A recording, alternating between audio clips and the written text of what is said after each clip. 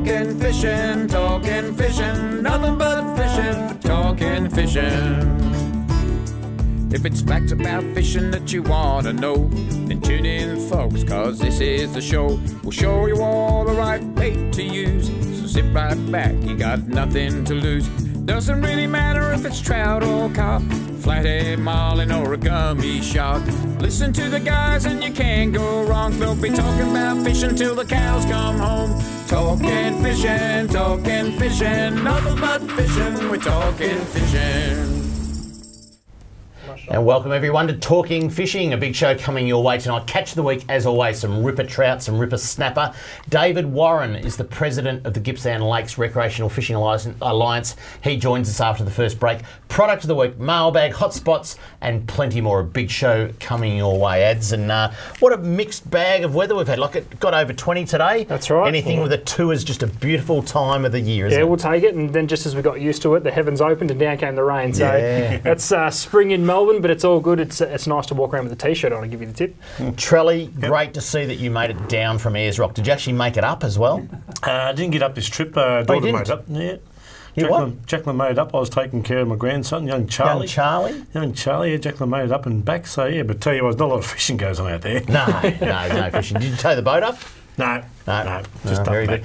Just before we get into it, a big thank you to a lot of our viewers, because a few weeks ago, boys, and this is a serious subject here, is that we did put a call out on our social media. When do you plant the seeds for your tomatoes? Right. No, and I've got a report today that I've had 3 sprout up. Now, I'm not sure, but it's taken 3 weeks. I planted them 3 weeks ago, the seeds, and it's taken 3 weeks for 3 of them. There's a lot of 3s in this to grow about that big. Now, I've got about 20 in. Yeah.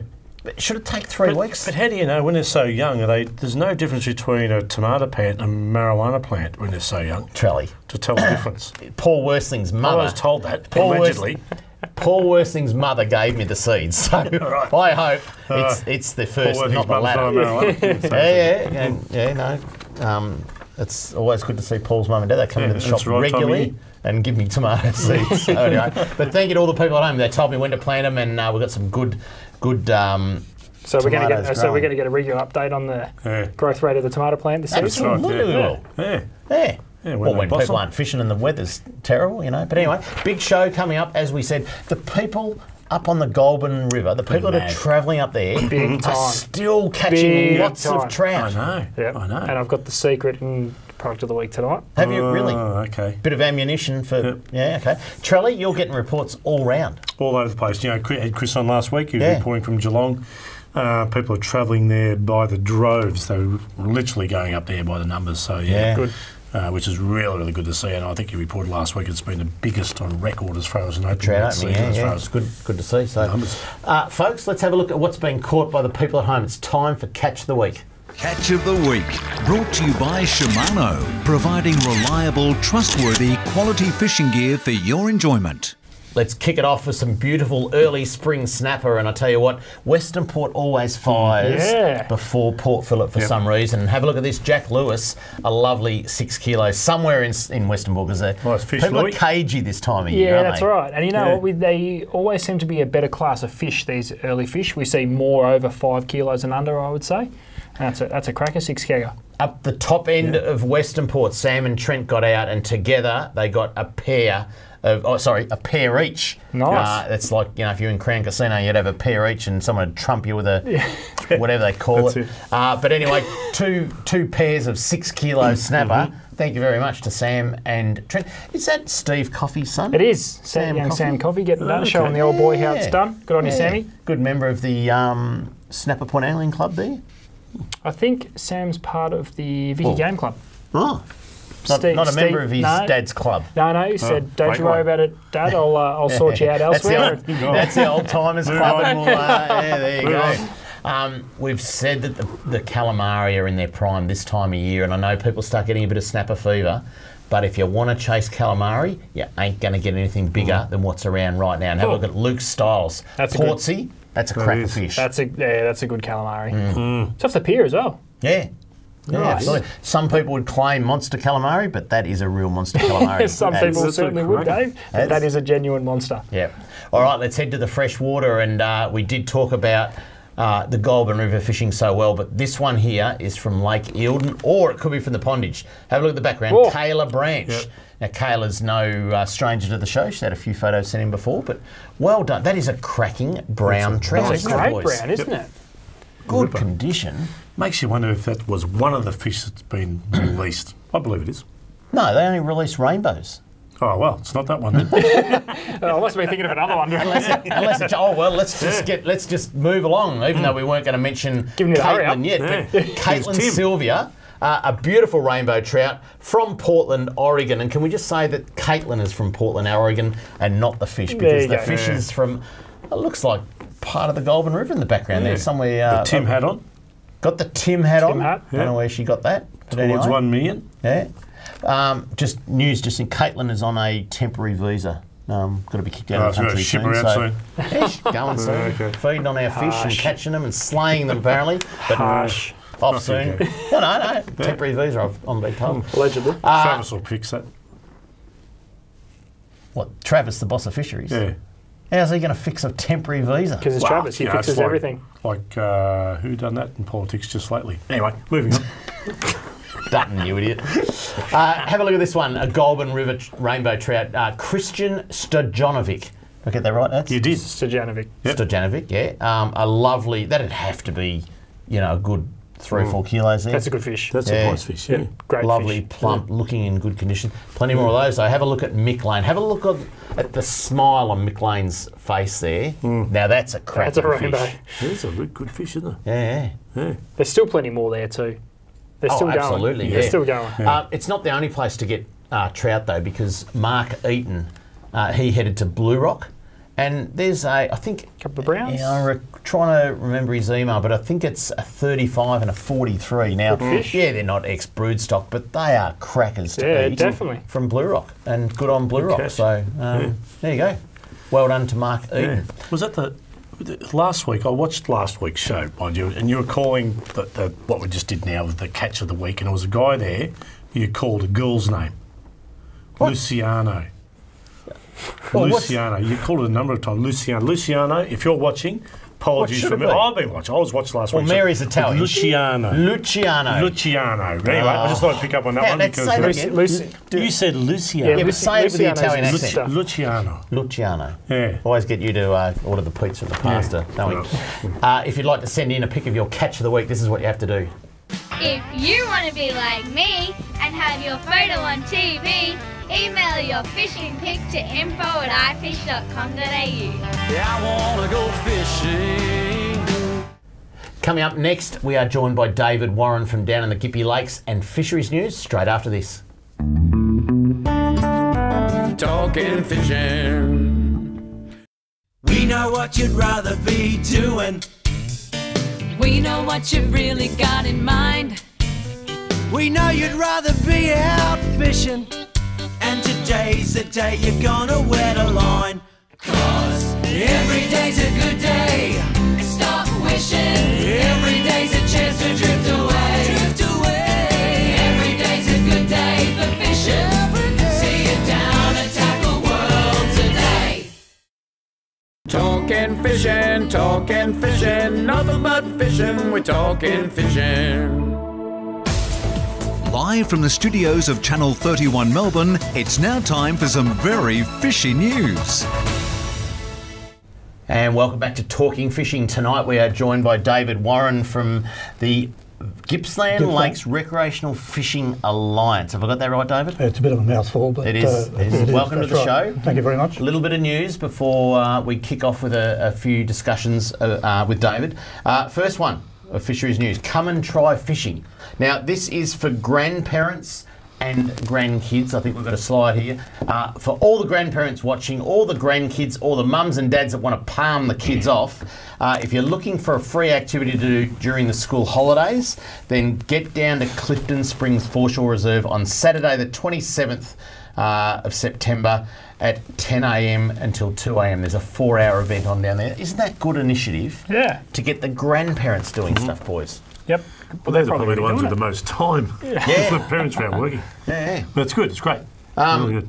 And I'm not sure what sort of day the 27th is. I think it's a weekday of the school holidays. Something like that. Not sure. But anyway. But Charlie, you could take Charlie down there. I could. Hey. That's right. He's a cracker. He loves his fishing. Grandpa. So there you go. Winding the reels. Plenty of events coming up. I tell you what, guys. The 2018 Vic Fish Kids program has already started, and the first 2 events there have already been held. They tell me that last Sunday at Pakenham Lake, Ads, you've been out to Pakenham Lake. I have. 1,300 people turned up to the event. What? To receive 200 fishing rods.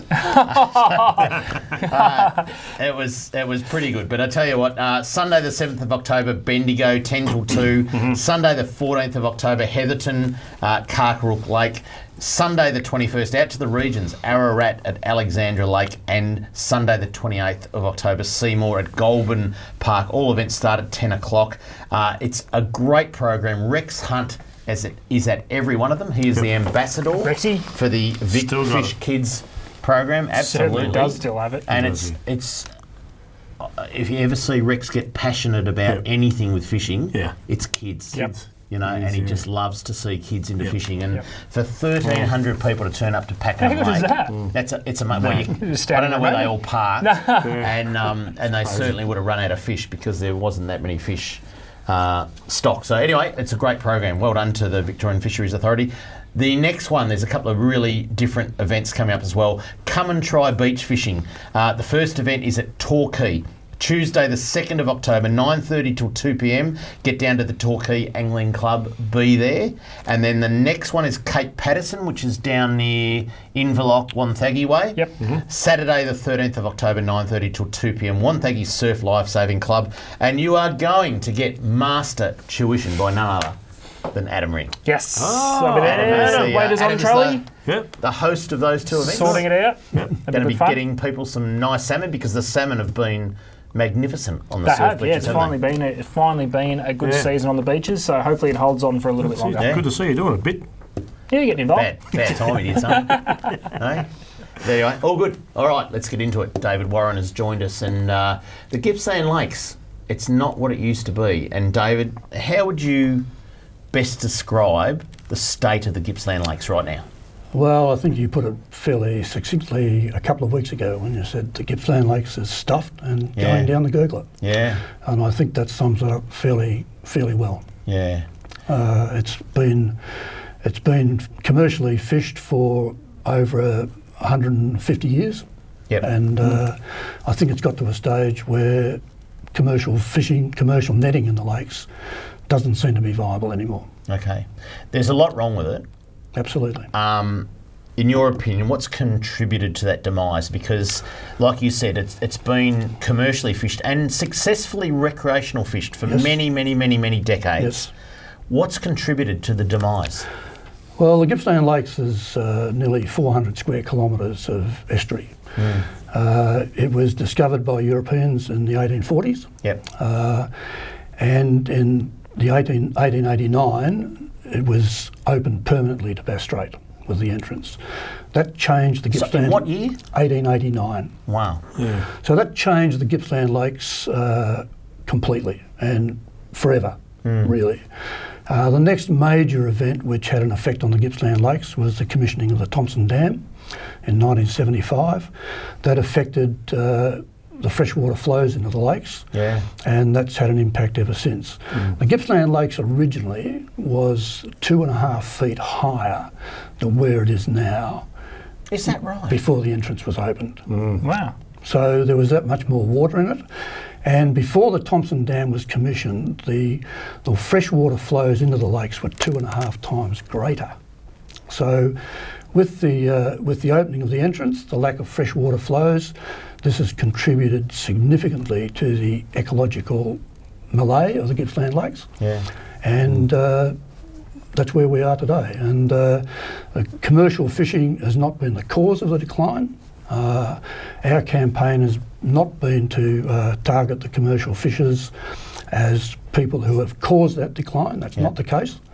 But we have got to a stage where the commercial catches and the recreational catches are so low that we don't see that commercial netting is viable. Yeah. So when you look at that, Dave, I mean, you look at a system that, like a lot of systems, even in our freshwater system with the Murray River and the Goulburn, we're looking at a system now that's not a pristine system as it was. Absolutely. You talk about the commercial fishing not being a part of it and things like that. So freshwater, you say there's a lot of freshwater that doesn't come into the system now. But we've got to deal with that on today's standards and today's measures. So what can you see as a fix for this area? Well, I think a fix is to sort of find some way of ensuring sustained and increased freshwater flows into the lakes. Now, at a time at the moment where we're in what has been called a green drought, that's very, very difficult. What are the green drought? Shall you explain? Well, the green drought is where you have low rainfall rather than no rainfall. Right. And it has been dry in the Gippsland area for the last 18 months, 2 years. This has had an effect on the catch, but specifically the bream catch. But the bream are caught when they get flushed out of the rivers by high river flow events. And commercial nets are waiting around the corners, around the edges of the rivers, and that's what causes these. So we all need to play a role as far as management, absolutely, as far as commercial fishing, recreational fishing, to measure up to the numbers of fish that are actually probably in the system until we can sort of fix the system or restock. Look, the Gippsland Lakes at the moment doesn't seem to have a current viable fisheries management plan that would sort of promote recovery of the fishery. This is the problem. We're on about recovery. We want to see the Gippsland Lakes recover to the point where it was 30 years ago. When the commercial catch was probably 200 and 250 tonne a year of black bream. 30 years ago, That was about 30 years ago. That's no longer the case. It hasn't been the case. 30,000 to now previously? What's the... Dave did mention the numbers. The black bream catch last year. The highest catch recently since records have been kept was in 1974-75. It was 575 tonne of black bream. That's a lot of bream. Isn't it? That's hard to imagine. Well, if you're looking at the average bream today that's caught commercially at about 400 grams, that's nearly 1.5 million fish. Wow.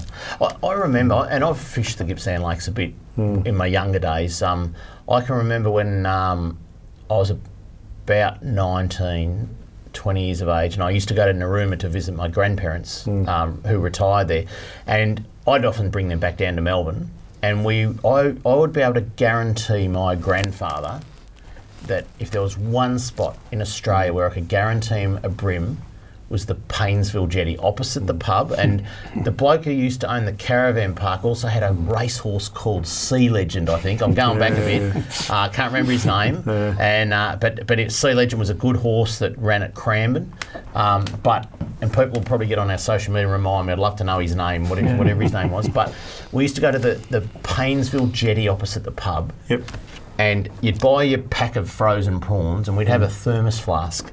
And we'd top the thermos flask over the prawns just to colour them a little bit, and then whack an unweighted prawn off the Paynesville jetty, and you were guaranteed.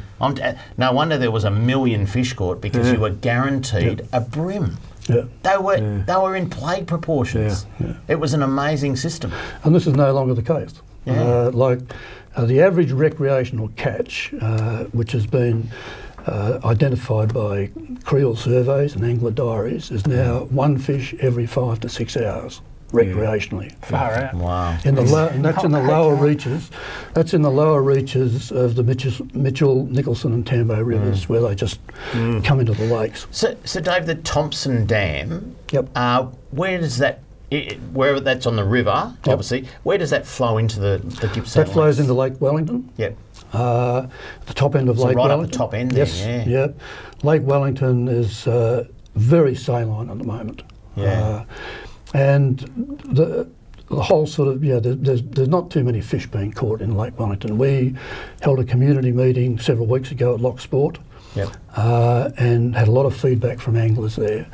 They're catching fish off the beach, but not in the lake. Is one answer to this problem to increase perhaps environmental flows out of the Thompson Dam?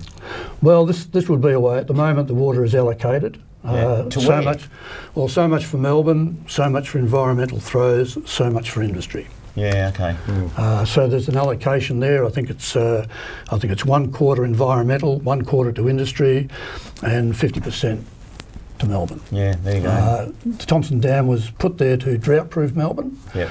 But as a consequence, it's had a devastating effect on the Gippsland Lakes. I've got some questions. We're going to run out of time. We need to go to a break, but I've got some real questions about the flows out of Thompson and specifically, I don't know whether anyone's watching that could answer the question. Is the desal plant connected to the Thompson? I would like to know that. But coming up, product of the week, right after this on Talking Fishing. Talking Fishing.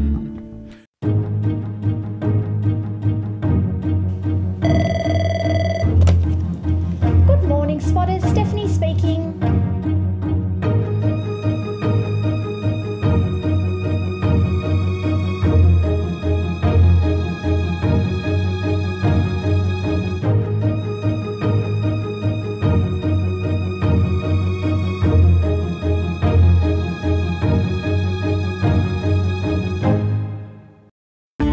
Product of the week, brought to you by Tackle World. Talking Fishing.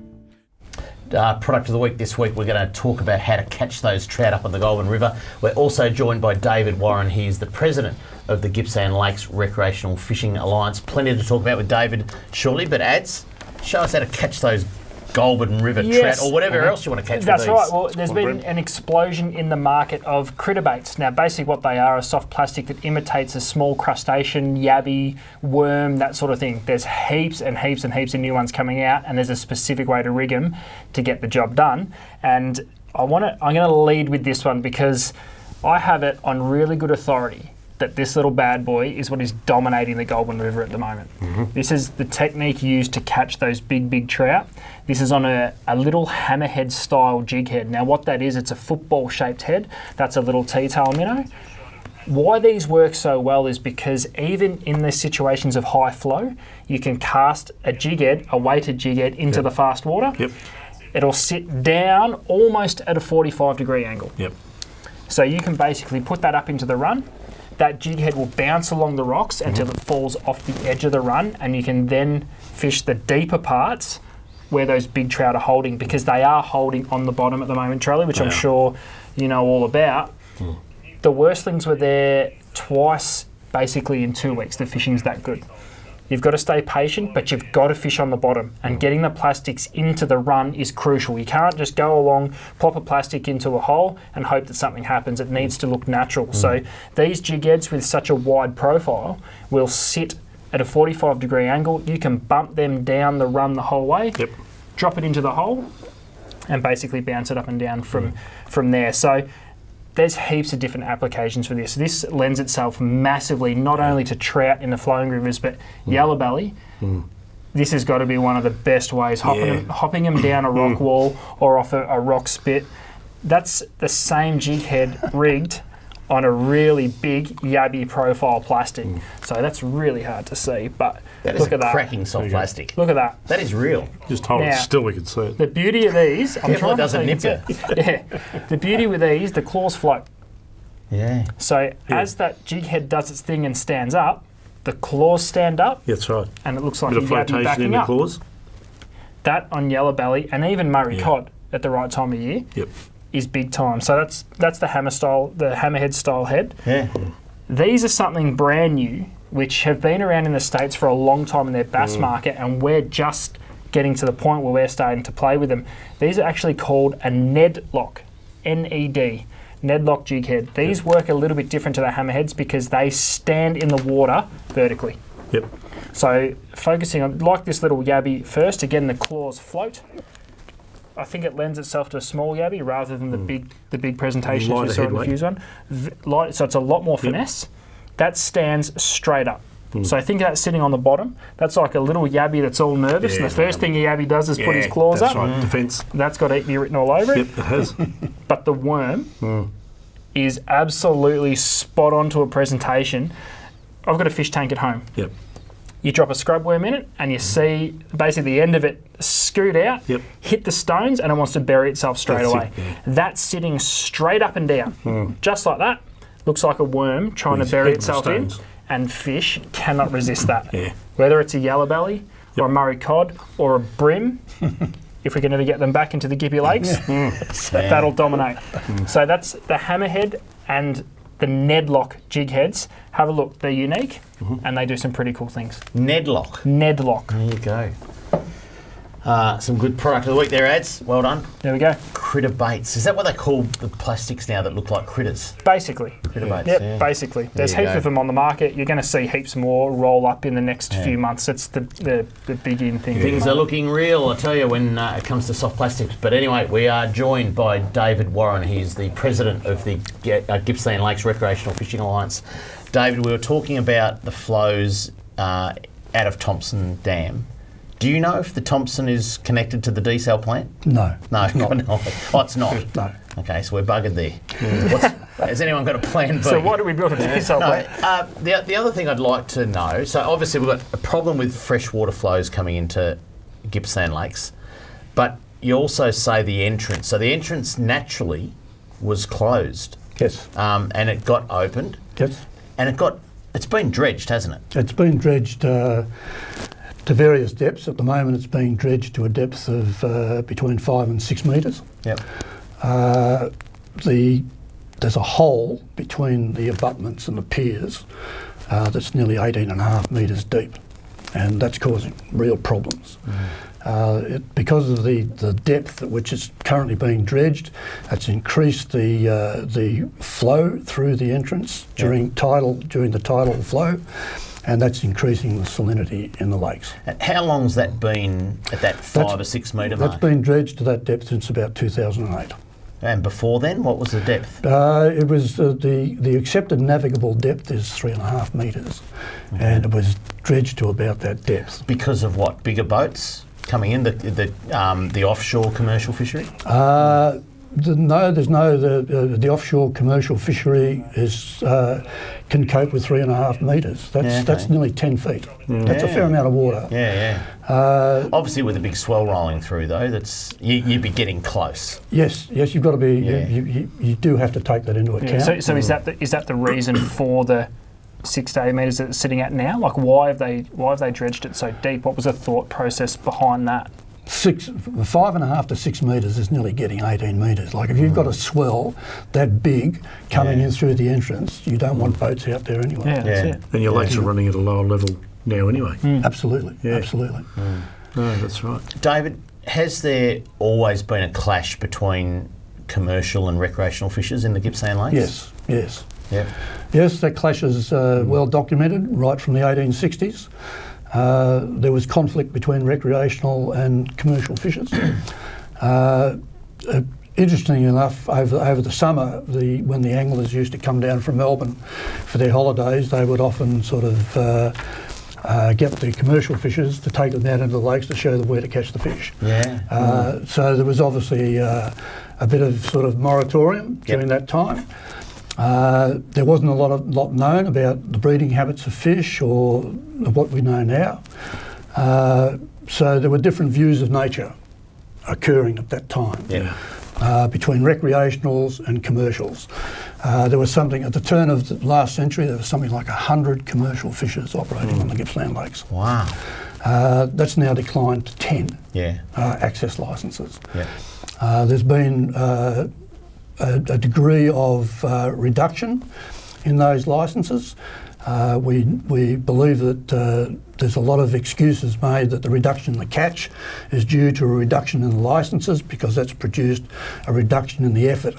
But we know that a lot of those licences at the turn of this century, like in the 1990s when there were 38 licences, a lot of the licences that have been decreased were not active. So basically it was a retirement package. So through the numbers, we've seen this huge decline in a commercial catch as well as a recreational catch. Have you ever sat down, or have these groups ever sat down with the commercial sector to try to come to some sort of agreement on how it can be managed, how it got there in the first place? Because obviously we're not sitting here saying that this is solely, a responsibility. No, that's right.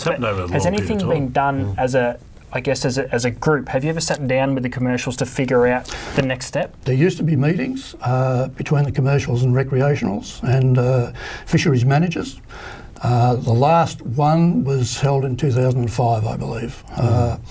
And I have knowledge of that only through the writings of Linton Barr. Okay. I've got to say, Ads, you hit the nail on the head, because I've got to say one of the things, Port Phillip Bay, and I know it was controversial, will be net free within a couple of years now, but one of the things that I think was wrong with the Port Phillip Bay netting buyout is that the recreationals and the netters never sat down together. The recreationals had a stance on it.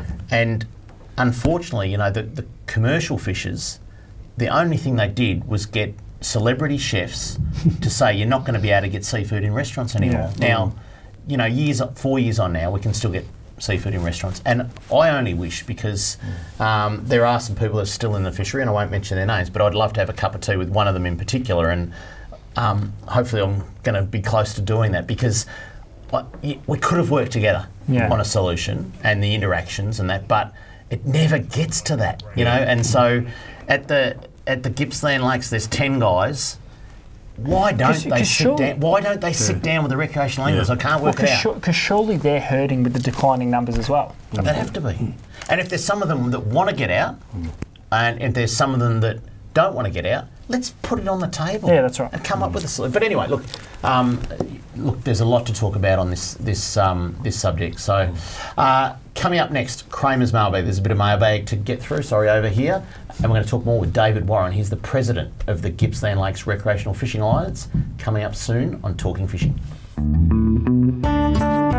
Talking Fishing. We know what you'd rather be doing. We know what you've really got in mind. We know you'd rather be out fishing. And today's the day you're gonna wet a line. 'Cause every day's a good day. Stop wishing. Every day's a chance to drift away. Drift away. Every day's a good day for fishing. See it down and tackle world today. Talking fishing, nothing but fishing. We're talking fishing.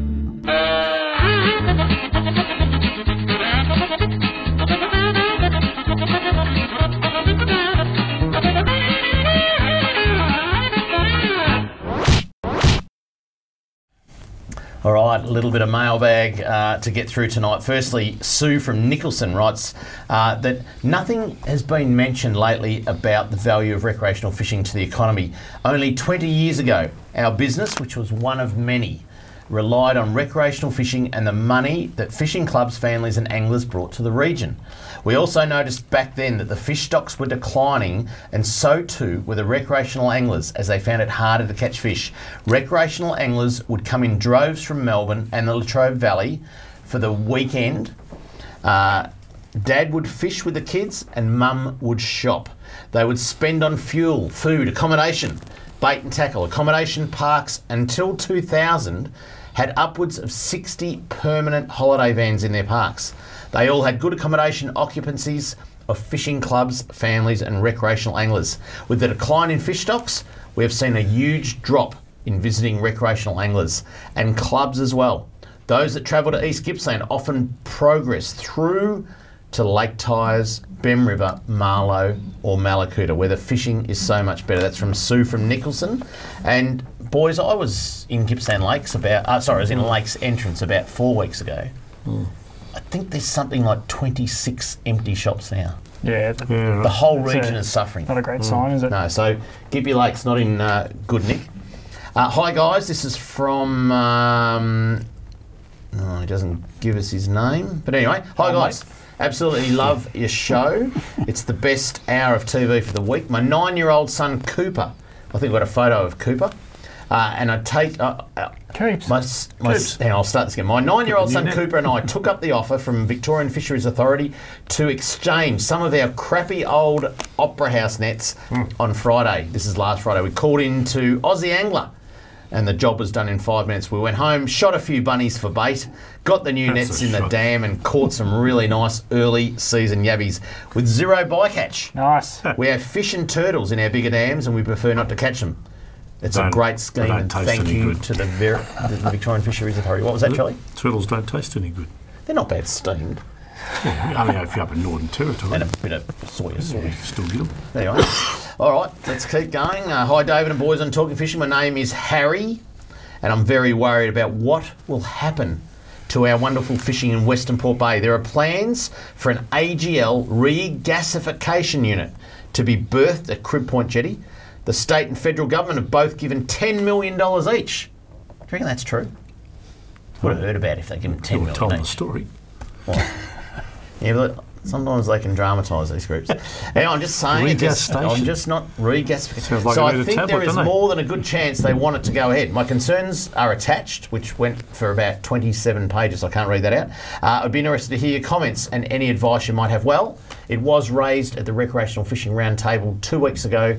I know that Fisheries met with AGL 2 days ago. Haven't heard the outcome, but I tell you what, just stand by because we might have some information on that in coming weeks. Brian McDougall, boys. Macca. Yeah, Macca. Can you give me an idea of the different spots on the Goulburn where the big trout are being caught? Is it near Seymour?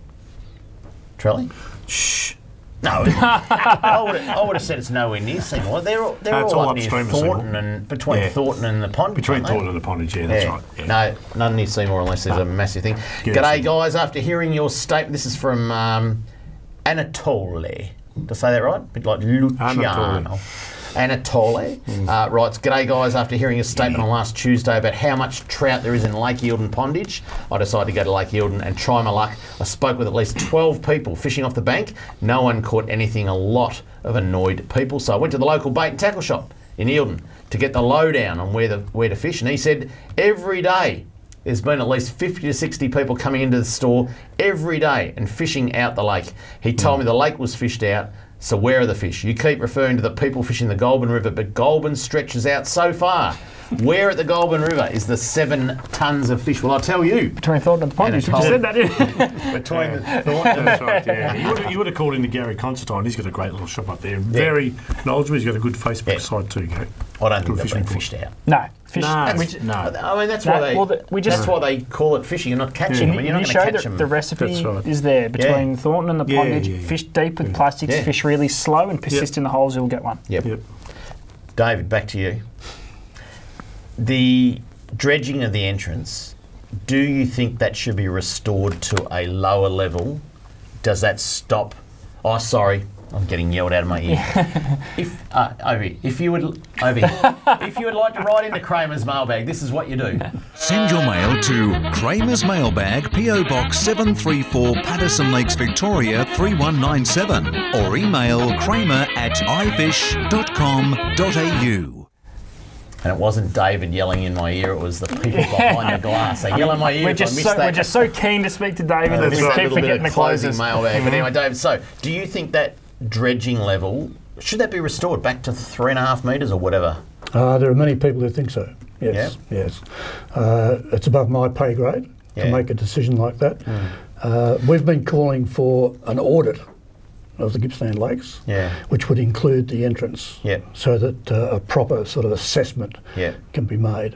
Now, this is where I would say, boys, is common ground between the commercials and the recreationals, that if you want to fix the system, if you want the fish stocks to restore, then isn't that common ground to lobby for some things like that? Definitely. Well, I think what we might have been discussing why don't the groups get together? Yeah, that's what I was, which brings us back to that. Have we got other stakeholders like mining influence and things like that, and bigger ships that are coming in there that need this certain depth? I'm not too sure. So. No, a member of our group actually works for ESO. They've had no big ships into the Port of Lakes entrance for a couple of years. So there's no good reason that they can't go back to...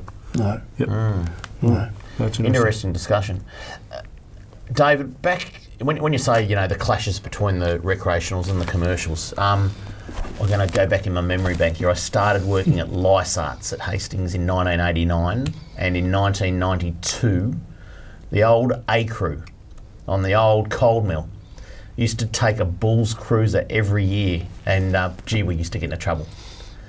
I had a very good mate who was a bit like you, Trelly. Edward Joseph Ratouche, his name was. And one night after many ports, he ate the bait, and we were shitty on him for the rest of the night. I can tell you. You know, but that's the sort of thing you would do. But Edward Joseph Ratouche, I can tell you, he was a famous guy, still working down there, I think. But we used to pull that Bulls cruiser up into the Duck Arm or over to Loch Sport at the jetty and catch that many bream, that we had bream for breakfast, lunch and tea. Now, they were still heavily commercial fishing there, but I never saw that lack of fish back then. There must have been a lot of fish in the system. Well, the fish have declined since about 2000. Like that was, you know, it was fairly obvious that there was a decline then. When you have a look at all the data and information, if you have a look at the average catch, say during the 90s was about 157 tonnes. That declined from about 2000 to 2011 to about 76 tonnes. And since then, the commercial catch has declined to about 44 tonnes. And the recreational catch has now gone that's with the total catch, not just black no, bream. this That's is the black total. bream. This is that's black bream. Last year, the black bream catch was 13 tonnes, as you've already announced. The all-species catch was 133 tonnes. Now, the commercial sector have come out and said that if they're not catching black bream, they'll catch something else. Craig Ingram, in his report to the Victorian government a couple of years ago, said that the commercial interests had no interest in the stocks of the black bream in the Gippsland Lakes. The problem with the Gippsland Lakes is that they sometimes talk about a shared resource. It's not a shared resource, it's a conflict. And the conflict comes about because of a declining resource. And that declining resource is in black bream and dusky flathead stocks. Yeah, so you've got a small pie and a lot of people to eat it. That's exactly right. And that's where the conflict is coming less and less people from. to eat That's it. exactly right. That's where the conflict arises. So it's simply fished out? I probably couldn't make that call. I don't think it's fished out. There are fish there. There's no doubt about it. But they're in very small groups. There's nowhere near the sort of fish that were there sort of 20 years ago. Yeah, it's a management issue. Absolutely. Absolutely. Someone needs to step in and do something. And of course, you know, when you're in an election cycle, obviously your lobby group is asking for a whole range of things. Absolutely. And part of that is, you think that you know, the solution doesn't include commercial fishing because the stocks just aren't there, and you know, if you've only got a small stock. Now, bream are very, very slow growing, aren't they? They are very slow. Absolutely. So very slow. You've virtually got to leave them alone. Well, you know, 20, 25 years to get to 35 centimetres, 40 centimetres. It's a long time. And that's a long time. Our advocacy is to stop commercial netting, to have a fair and respectful buyout for the commercial netters, and a transition to other industries, counselling, money to be provided. It's not going to take a lot for 10 netters. We also think the recreational sector needs to be effective as well, and we've advocated for a reduced in bag limits. Current bag limit is 10, that's clearly ridiculous. In the current situation, we would like to see that bag limit brought back to 5, and also the possession limit. And even discussion held around about slot limits. Slot limits on duskies. The big ones go, The big breeders, the big bream are the main breeders. So there's no slot limit at the moment? No. We'll talk some more. We've only got a few minutes to talk to David after Hotspots, next on Talking Fishing. Talking Fishing. G'day, Callan here from Paul Worslam's Tackle World Cranbourne. Supercharged batteries have been supplying maintenance-free marine batteries since 2001. The Seamaster Gold range is second to none, delivering superior starting power and reserve capacity. No need to top up with water, truly a fit and forget battery. With up to 2 years replacement warranty, you know you have quality. Your battery is your lifeline. Without it, you're dead in the water because it's bloody hard to push start. I've got a Seamaster battery in my boat. Make yours a Seamaster Gold today. Talking fishing, nothing but fishing, we're talking fishing. And now the segment you've all been waiting for. Hotspots, brought to you by Seamaster Batteries. Make yours a Seamaster Gold today. I think we've got a little bit of good weather coming this weekend, boys. Certainly Friday, Saturday are half decent. And, you know, why would you bother looking at Collingwood lose? Don't even get me. There's not enough time to talk about football, David. We're talking about Chloe and the AFLW Collingwood team. Proud of them. They did a great job. No, proud of them. Chloe's a loser. No, they lost on the weekend by 4 points. Hey, they overachieved. They had a great season. Well, they're not winners, are they? Well, they're not winners. They're not losers. Let's get on with the hot spots. I've got your number one, you saw some really good calamari coming out of Portsea, but on the opposite side of the rip, Queenscliff is absolutely on fire for calamari. Some big models there, boys. Yes, definitely. Good big jigs. If you want some early season snapper, I know Jason Turner will be heading out this weekend. He usually gets out into Port Phillip around this time of year. The water's still cold, but Frankston 18 metres for snapper. Yes. 18 metre mark. There you go. Just say yes. Got to get through it quick. Western Port, early season snapper is always good at Silverleaves. Silverleaves? Yeah. It's always the sneaky one early season. I'm going to write that one down. And as always, the capital of early season snapper in Western Port is Coronella. Lock that in. Now, if you want to get into the freshwater scene, Trelly. Yep. Some sneaky people. They're not giving away too much. For those that are getting up to Lake Eildon on these beautiful blue sky days and no wind. The cod season's closed except in Lake Eildon. That's right. Big lures under the power lines around the wall area. Yeah. Getting some nice fish. Very quickly, how's the water looking? Levels? Water's looking pretty good. I think it's about the 60% mark. Yeah. So, yeah, not a lot coming in, not a lot going out at the moment. So, yeah, pretty good. There you go. The other good fishery this time of year is the Blue Rock Lake, and there's plenty of trout being caught down there. The odd bass, but mainly trout. Product of the week, drop them deep for the bass. Yeah, get on it. Those worms, cracker. Yep. David, commercial fishing, has it got a future, do you think, in the Gippsland Lakes? I don't think so. I think, it's sort of, it's not a growth industry. Yep. The economy around the Gippsland Lakes, and a lot of people sort of think of the Gippsland Lakes, they think of Lakes Entrance, but there are a lot of towns and communities around the Gippsland Lakes, from Sale, Locksport, Paynesville, a lot of small towns in between that depend on recreational fishing for their income, and they are suffering. Yep. This is what you've got to look at. You've got to look for the greater use economically of the resource. And I think the resource can be recovered. It needs restocking, fairly aggressive restocking, I would think, of species like black brim and flathead, estuary perch. Have you looked into whether I don't know that anyone is actually stocking or breeding black brim. No.